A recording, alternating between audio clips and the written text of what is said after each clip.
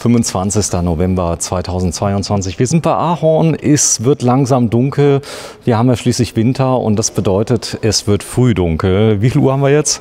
Guck mal kurz. Knapp vor 17 Uhr. Also kurz vor 5 und der Markus, der ist schon Gewehr bei Fuß, aber wir wollten dieses Ambiente einfach mitnehmen, denn wir sind hier mitten im Winter in einer wirklich Riesenhalle, die man so gar nicht kennt. Hier habt ihr alle Fahrzeuge aufgebaut, hier kann man also wirklich trockenen Fußes jederzeit die Fahrzeuge erkunden. Von Januar bis Dezember, genau. Ja, und das ist der Grundriss, der am meisten eingeschlagen ist von den neuen Grundrissen überhaupt.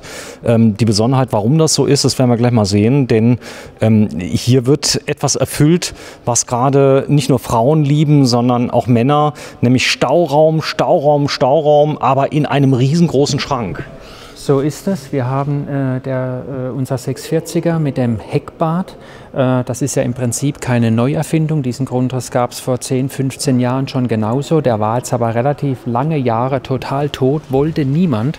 Und wir haben dann doch immer wieder in den letzten Jahren sehr viele Anfragen gehabt, warum baut ihr nicht mal wieder sowas? Und vor 1,5 Jahren haben wir den wieder auf den Markt gebracht, neu aufgestellt, natürlich optimiert, ein paar Modifikationen gemacht, wie das eben heute auf die heutigen Bedürfnisse umgestellt. Und das ist dabei rausgekommen. Und ist in einem Jahr, also im ersten Jahr, wo er rauskam, ist er gleich auf Platz 2 in unserer Verkaufsstatistik geklettert. Besonderheit ist auch hier wieder GFK komplett, oben, unten, Seiten, alles GFK. Das kommt für euch, ist das Standard, es kommt nichts mehr anderes in die Tüte, oder? Nein, wir bleiben bei unserem Voll-GFK-Aufbau und das ist auch bei unserem neuen 640er so. Komplett in GFK, auch der Boden in GFK, ganz wichtig.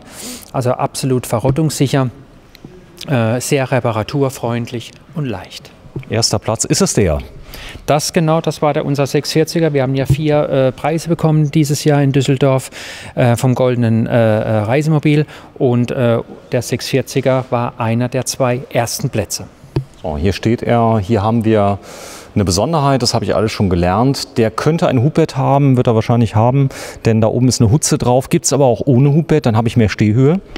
In dem Fall würde ich mal sagen, beim 640er ist ja das Hubbett eigentlich das einzigste Bett. Ach so. Das heißt, ohne Hubbett hätte ich kein Bett mehr.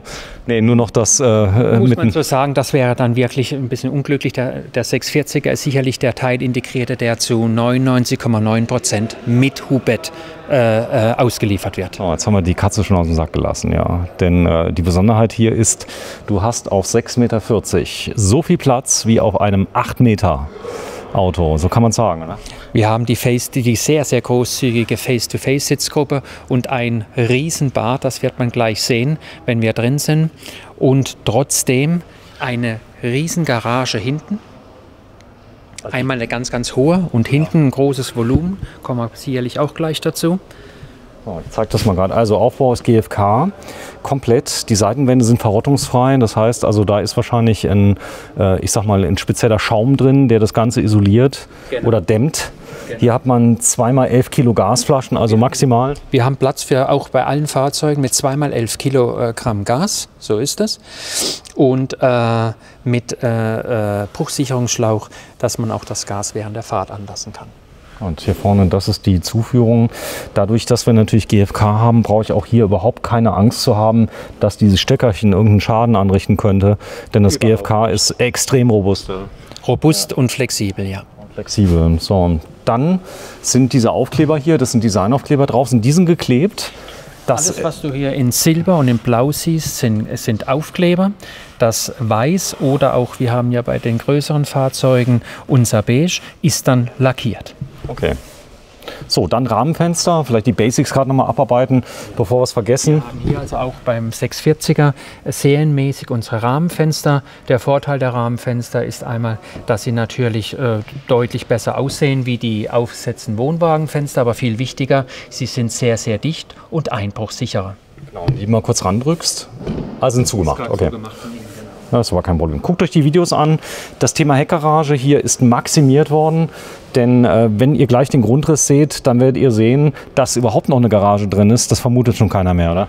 Das haben die meisten bis jetzt gesagt. Ja, aber der Nachteil wird sein, wir haben keine Garage mehr. Und wenn sie dann hierher kommen und das dann live sehen, dann sind die total begeistert und überrascht. Also 2 E-Bikes, selbst Trekkingräder 28 Zoll, nur den Lenker muss man querstellen. Kein Problem, ja. Lenker quer und man kann sogar die großen 28 Zoll Räder reinmachen.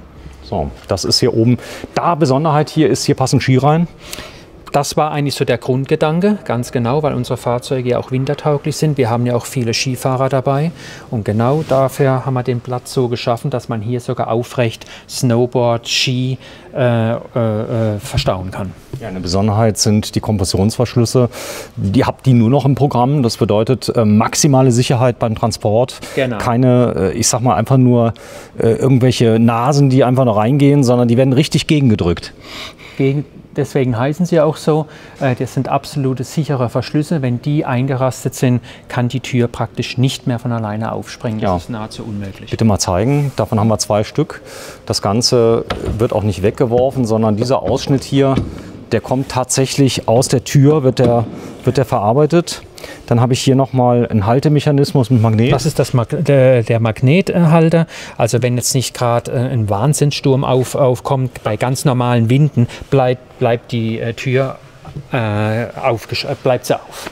So, wir gucken uns mal gerade das Heck an. Hier sieht man sehr schön, auch das Heck ist GFK.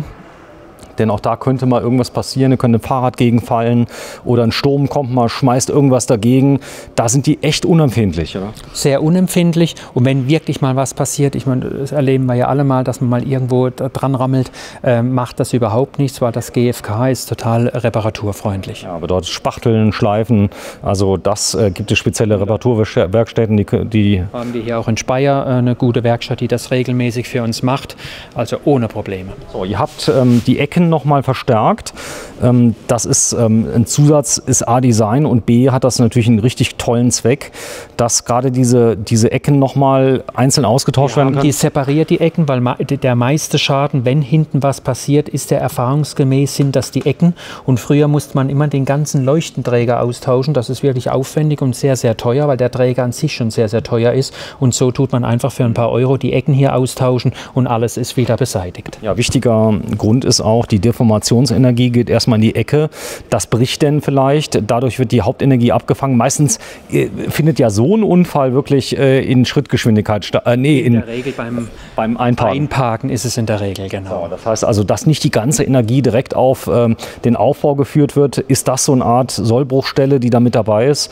Die kriegt man auch, die habt ihr da, gell? So, haben wir massenhaft da. Da ist nie Mangelware da. So, ihr kommt ja aus dem Vermietgeschäft, ihr habt einen riesen Vermietpark. Die meisten werden auch Aaron kennen, eine etwas andere Farbe aus dem Vermietgeschäft.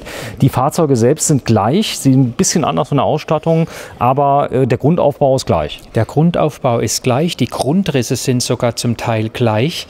Es ist halt einfach etwas einfacher gebaut, ein bisschen auch weniger Ausstattung, weil für die Vermietung ist ja erstmal der Grundriss wichtig. Wenn man es dann nachher schöner haben will und ein bisschen mehr Komfort und ein bisschen mehr Ausstattung, dann macht man das ja, wenn man es dann selber kauft. Ja, guck mal hier, ein Heckbad. Das kann ich nur vermuten, weil da haben wir ein Milchglasfenster. Genau.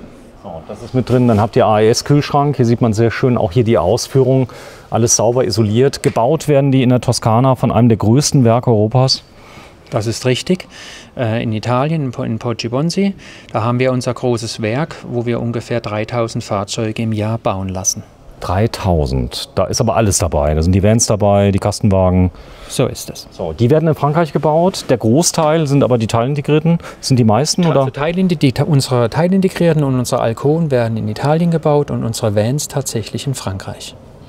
Guck mal, wie schön der aussieht. Ihr habt viel Hochglanz, trotzdem siehst du keine Fingerabdrücke. Nein, das sind ganz besondere Beschichtungen. Da haben viele Kunden am Anfang so ein bisschen Bedenken, sagen, Mensch, wir sind ja im Camping und nicht irgendwie im Luxushotel. Ist das nicht alles zu empfindlich? Und dann sage ich, fassen Sie doch einfach mal drauf mit Ihren Fingern. Da bleiben keine Rückstände, weil die einfach entsprechend beschichtet sind, wo keine Fingerabdrücke bleiben. So, Lippert-Aufbautür mit Fenster. Der Trend geht ja immer zu riesenbreiten Türen. Ihr habt gesagt, das wird überschätzt, denn ich sag mal, die breite Tür geht massiv zu Lasten des Grundrisses. Des Grundrisses, genau.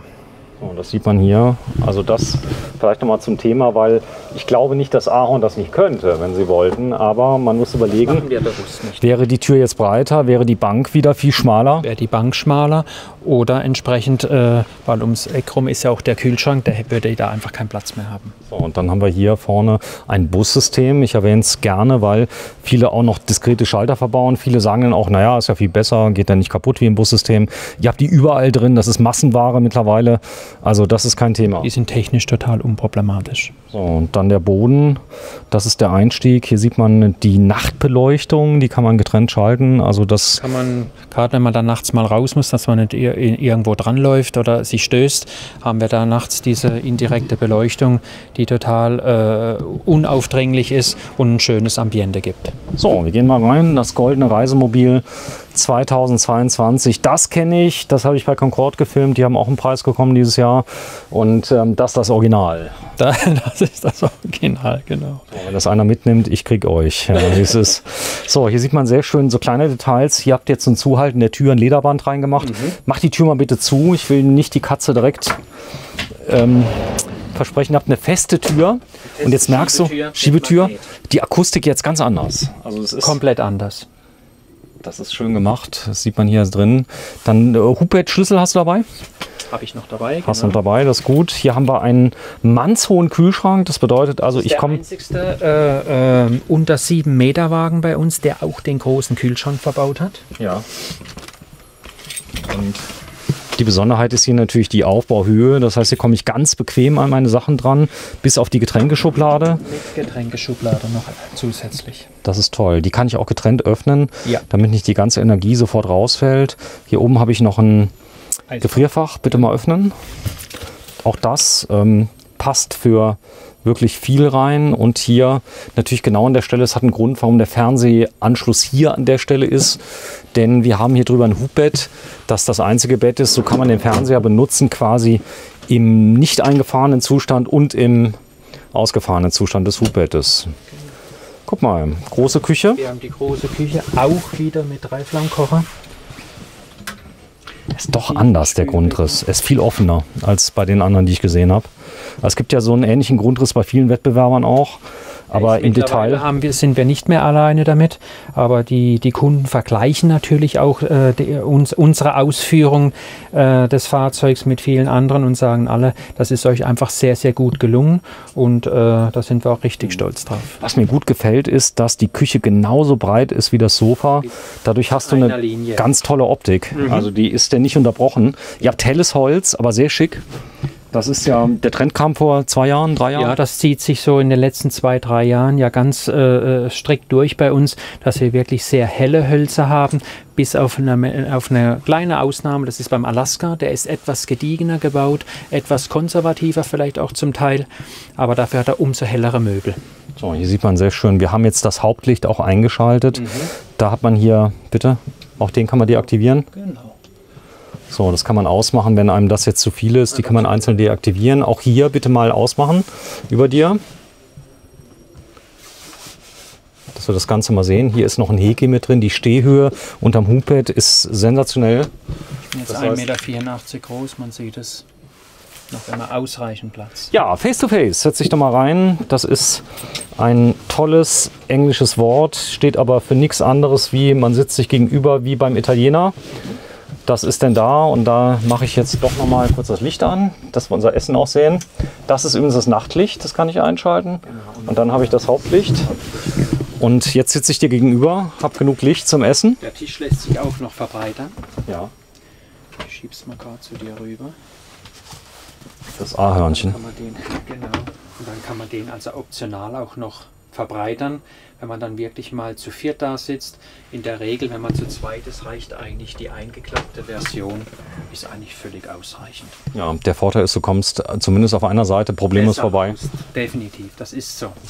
So, du musst nichts umbauen, das ist das Schöne. Also ein perfektes 2-Personen-Fahrzeug, so ist es auch gebaut. Du kannst aus dieser Sitzgruppe hier, wie es ist, wieder ein Bett machen.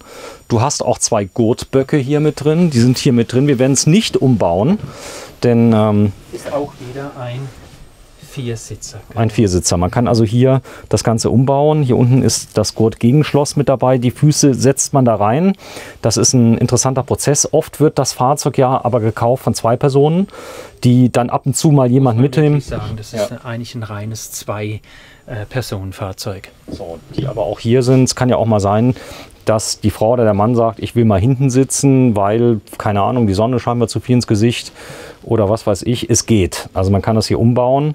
Und das Coole ist aber diese riesen Sitzbank, die eigentlich einlädt zum Lümmeln. Und jetzt kann man was ganz... Wenn der Fernseher hier verbaut ist, wunderbar, lege ich mich hier hin und kann entspannt Fernsehen gucken. Ich darf dir mal was demonstrieren, was ich ganz oft mache. Wenn du den Tisch mal gerade absenkst, bitte, dann zeige ich mal was. Den kann man nämlich absenken. Und wenn du den mal ganz runter machst, auf die maximale Stellung und jetzt mal ruhig mal die Schuhe, ja, du kannst ja anlassen. Wir machen jetzt mal gerade Folgendes. Wenn ich da mal kurz reinlümmelst, bitte. So. So, das wäre jetzt Möglichkeit Nummer 1. Du hättest jetzt ein Kissen. Es gibt ein ganz tolles Kissen, das werde ich euch verlinken.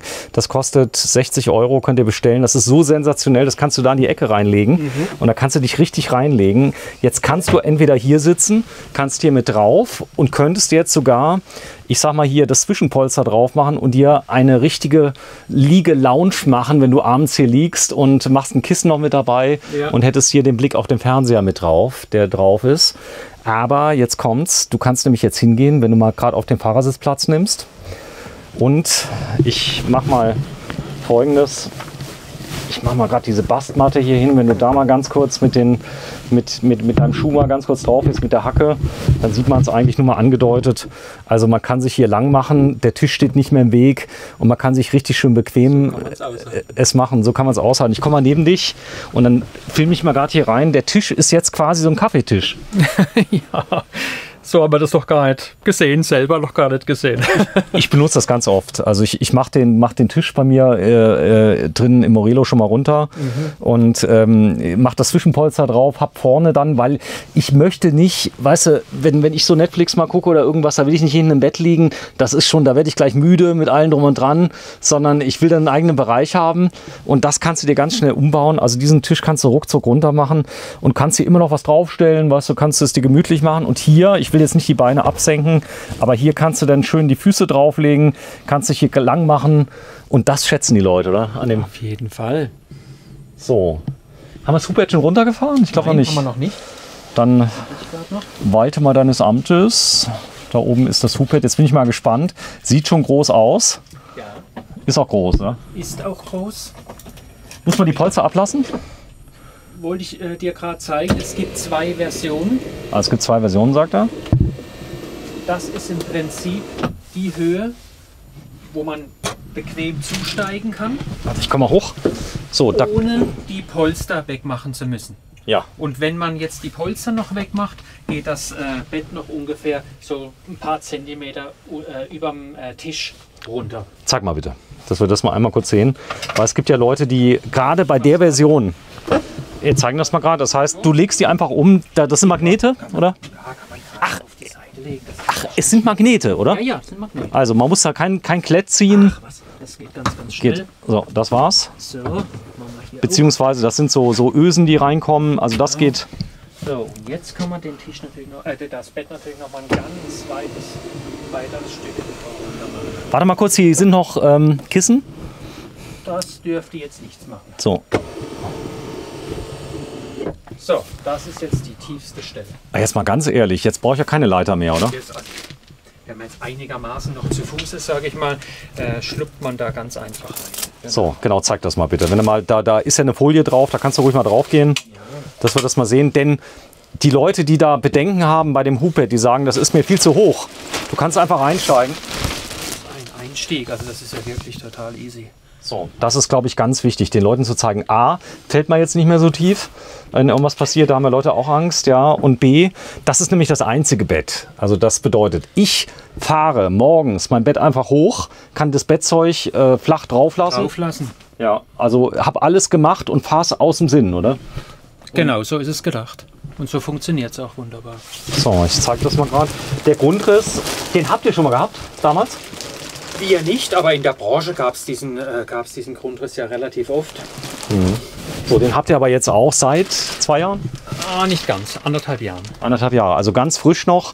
War der Star auf der Messe in Düsseldorf, oder? Kann man wohl so sagen. Kann man sagen. Auch Hat hier im Showroom, also gefühlt, jeder Zweite kommt hierher. Mensch, ihr habt doch da den 6, wie heißt der nochmal, mit dem Heckbad. Ah, der 640er, und dann geht eigentlich der direkte Weg immer hierher.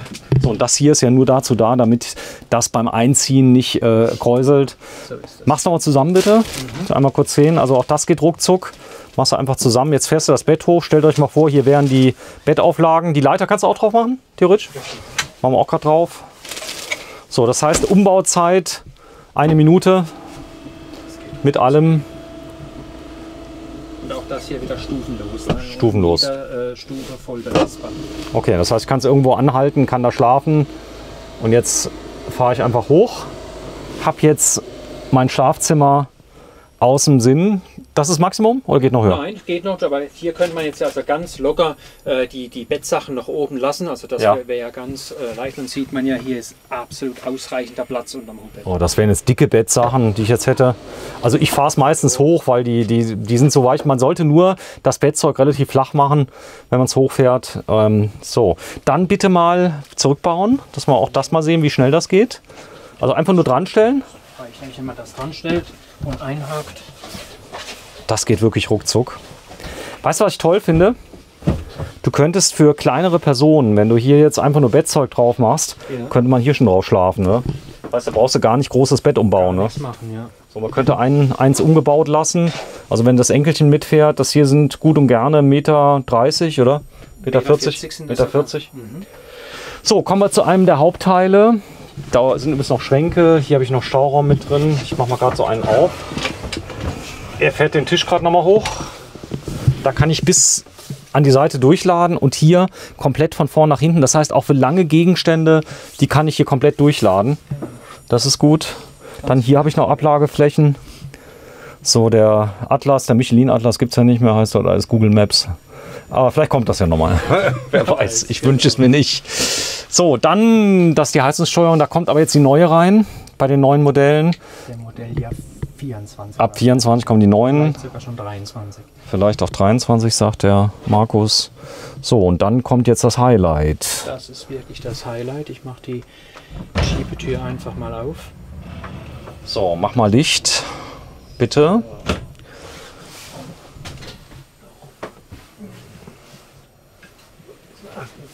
Wir haben es ja vorne ausgemacht. So, Da ist es an. genau. Jetzt gucke ich mal gerade. Krass. Hier oben hast du über Spots. Eingedrückt. Wir kriegen das noch hin. Ja, dass wir die Spots laufen haben. Warte mal gerade. Ich gucke mal gerade. Hier oben ist 3. Der ist hier eingedrückt. Ah, okay. Ich den schon wieder angemacht. Verstehe. Also hier habe ich noch mal eine Durchreiche. Hier könnte zum Beispiel eine Hundebox stehen. Direkt in die Garage wieder. Wie bei einigen Grundrissen bei uns haben wir die Durchreiche zur Garage. Ganz, ganz wertvoll. Dass man Dann eben hier nicht eine- rausgehen muss. Eine Riesentoilette. Beinfreiheit über alle mal haben. Bitte mal draufsetzen. Du bist ja ein großer Mann. Das ist krass. Also die Beine hier, du weißt gar nicht, wohin mit den Beinen. Jetzt kannst du, wenn du dein großes Geschäft machst, einfach schließen. Mach mal zu. Das geht auch von innen. Hast jetzt da eine Ruhe. Das Ganze hast du gehört, das klickt richtig. Hast du gemerkt? Da ist ein Magnetverschluss. Genau, Da ist ein der Magnet. Magnetverschluss. Hier hast du ein Waschbecken mit drin. Großes Raumbad mit viel Stauraum hier unten. Auch da mal bitte öffnen. Kurz mal reinschauen. Also da hat man 2 große Staufächer. Hier oben ist noch Staufach. Auch noch zusätzlich. Okay. So, ganz entscheidend auch das Heki hier oben. Ja, wenn wir von Staufächern sprechen. Ja, und das ist schlicht das Highlight. Man muss immer sagen, ich glaube, ihr habt keine Aufbaubatterie hier verbaut in den Ausstellungswagen, In den sondern Ausstellungsfahrzeugen nicht, die hängen direkt am Spannungsnetz dran. Und wenn es hier auch mal flackert, das hat was damit zu tun. Daran liegt das, genau. Daran liegt das. Also die Aufbaubatterie ist hier aus Gründen, die gehen nämlich kaputt, wenn die ewig... Ja. Wenn die dann ausgeliefert werden und standen hier vielleicht 2, 3 Monate, dann haben die manchmal auch schon einen kleinen Knackser. So ist das. So, also Kleiderschrank, rechte Seite. Kleiderschrank, linke Seite. Das ist also wirklich sensationell. 2 große Schubladen hier drin für Unterwäsche, für egal was. Oder also alles reinmachen kannst. Handtücher. Hier kannst du was reinladen. Das gleiche hier nochmal. Mal kurz hier rein. Habt ihr schön gemacht mit der Deko. Immer wieder. Die Paulina. Die Paulina. So, also hier nochmal ein Schränkchen. Dann also 2 Kleiderschränke drin. Aber das ist natürlich bei der Größe 6,40 Meter. 6,40 Meter. So, dedizierte große Dusche. Das ist ja vielen auch wichtig, denn hier kannst du auch Kleidung, eine Stange geht in der Dusche? Wir haben auch Klemmstangen im Angebot, die wir jederzeit hier noch anbringen können. So, feste Duschabtrennung. Das ist auch, viele Leute sagen, ich mag das nicht, wenn das so klebt am Körper und so weiter. Also hier hast du eine feste Duschwand, die ist hier mit drin. Dann sind hier schon die Badelatschen, die sind unten drin. Also an Deko habt ihr gesorgt. Das sind die Schalter, die da sind. Und ganz wichtig, hier oben kannst du deinen Bademantel in die Ecke hängen. Wenn du jetzt mal gerade schließt, bitte, mach mal zu. Ich zeige euch das mal gerade. Also das ist mein Raumbad, was ich jetzt habe, mit begehbarem Kleiderschrank quasi. Und das habe ich hier mit drin. Und ich denke, das ist der Grund, warum die Leute diesen Grundriss so lieben, oder? Der wird regelrecht geliebt, dieser Grundriss, ja. So, bitte einmal, du dich mal gerade da reinsetzt. Du bist jetzt mal meine Deko. Die Brille mal anziehst und das Buch in die Hand nimmst, dann werde ich das wahrscheinlich als Startfoto nehmen. So ist es. So könnte die Abendliteratur sein. Wenn du mir gerade sagst, was du liest heute. Es ist nicht in einer Sprache, der ich mächtig bin. Sehr schön. Leg's mal zurück. Das sieht aus wie Niederländisch, aber das werden wir nicht mehr erfahren. Könnte auch Schwedisch sein, spielt auch keine Rolle. So, hier sind wir bei Ahorn Camp. Es gibt eine Besonderheit, wenn man eine Teilfinanzierung macht, das ist ein Trick, den viele anwenden, die kaufen zum Beispiel das Reisemobil und finanzieren eine kleine Endsumme, zum Beispiel 10.000 Euro, über 5 Jahre, dann passiert was ganz Wunderbares. Ein ganz, ganz wichtiger Punkt. Das kommt nicht von uns, sondern das kommt von unserer Bank, mit der wir schon seit Jahren sehr, sehr erfolgreich zusammenarbeiten.